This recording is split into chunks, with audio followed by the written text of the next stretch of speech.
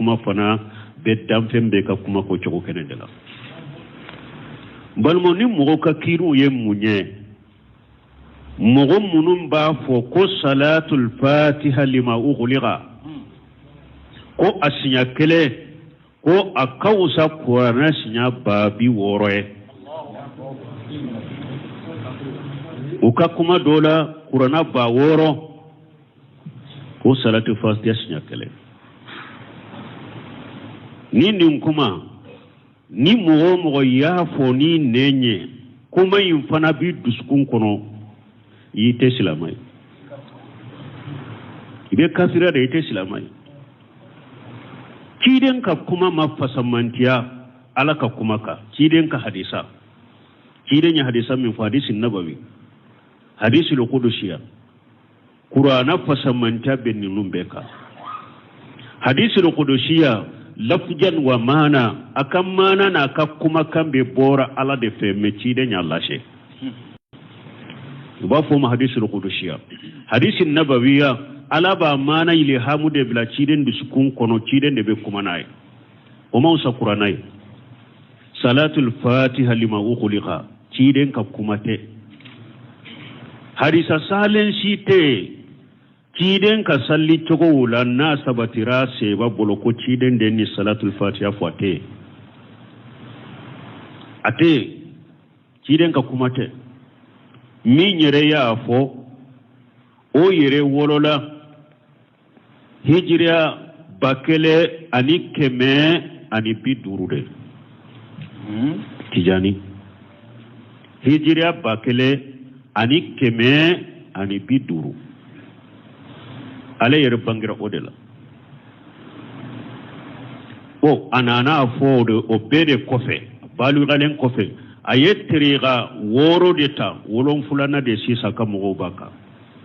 abenin teriga tabe bola abenin teriga tabe bola wolon fulana de fuleni nyube minka o chide chemindo fana aleshira abora alizeride alabana kasigi maroko afatura maroko de fas misiri dobe aka kaburu ba kono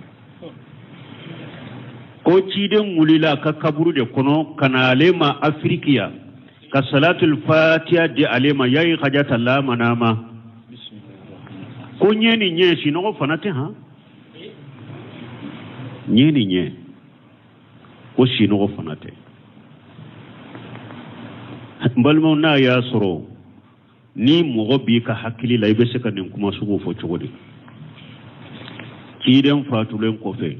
bakele ani kemenu bi duru yere wolola odela salatul fatiha dira sammi no tola tuma ibn hajar ya araduka ka ako kiden yere fatura domi yere asu dalembe ko do kera cide masika kuma sheba ofe kwaye ninke chogola parce que nim borala ko cide fatura tenende asu tara do rabasude parce que sheba tumbe nyema nyinila ante sika cide ka suko ke fonye maka sura na folo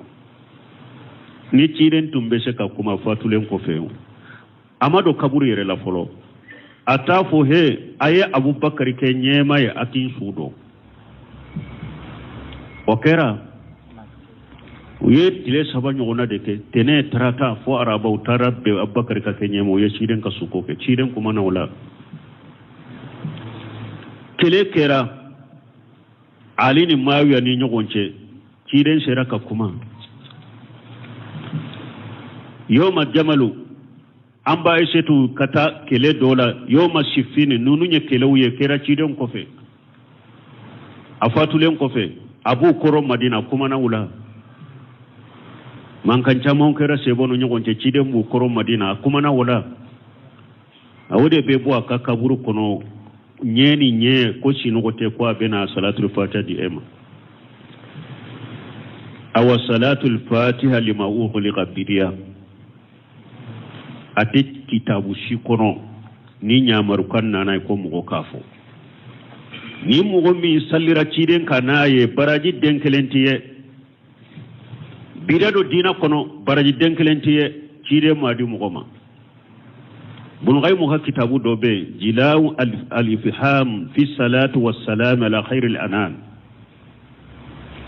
نين كتاب فوي تاكورو فو تشيدن كسالي تشوغو منون سبتيرا يرواي منون نانا تشيدن كسالي تشوغولا حديثا منون سبتيرا تشيدن كسالي تشوغولا هاري حديثا منون نانا تشيدن كسالي نيدا يفودو أبتا نين كتاب فنانينا ديرالا أودي كما جداول الإفهام في الصلاة والسلام على خير الأنام لي بن القيم الجوزي هاري حديث الله فلي منون ناتشيرين كسالي تشغل صلاة الفاتحة تولولا أتولولا أما سبتي بل مسيرين كسالي تشغل نما تمام يتشيرين ينكا أمبي يفو تشغل معنيو أمبي سالي كتشغل قولوا اللهم صل على محمد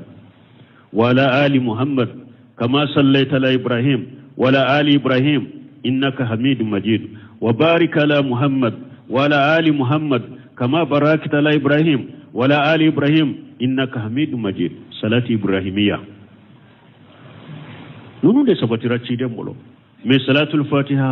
أما سبتي تشيدن بولو بيريا تشنياتا لا موسي كان صلي تشيدن كناي فسمانتيا منون بيفوا نوفي ni mogo daru lay du sukun ko nabi bo silamiya yere kono kuma shite min be fasamanta la ka kuma kaute ala kausa damfe unye chogomi aka kuma fona kausa damfe unka kuma yo chogo kelendela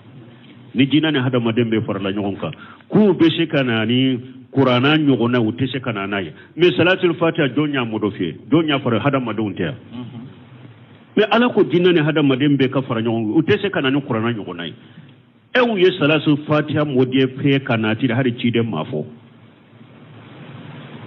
obesika fasamanta sur qur'ana ka togodi alaka hakliman di mogoma jamana dewni haklina sugu be ni mogomunum be ni sira sugu ka alaka nu kanda sani saya ku soro ku bira